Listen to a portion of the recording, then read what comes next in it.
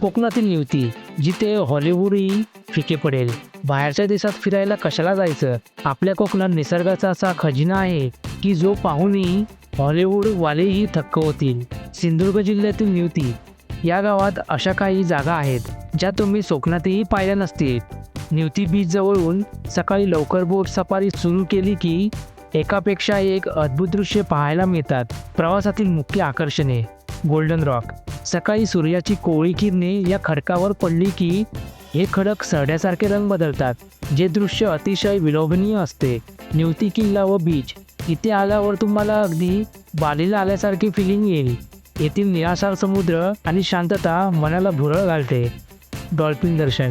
जर तुमचे नशीब चांगले असेल तर समुद्रात थोडे पुढे गेल्यावर तुम्हाला उड्या मारणारे डॉल्फिन पाहायला मिळतील. हे दृश्य मनाला उभारी देणारे असते. Seagull island. या बेटावर शेकडो सीगल पक्षी पाहायला मिळतात. इथल्या गुफेतून येणारा आवाज एक वेगळाच थरार निर्माण करतात. Light house.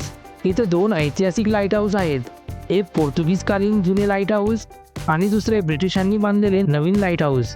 समुद्राच्या मधोमध खडकांवर उभे असलेले हे लाईट हाऊस रात्री एखाद्या काजव्यासारखे चमकतात. आजही तिथे कर्मचारी 6-6 महिने राहून काम करतात. म्हाताऱ्याची चूळ आणि गुफा हे इथल्या प्रवासात सर्वात रोमांचक ठिकाण आहे.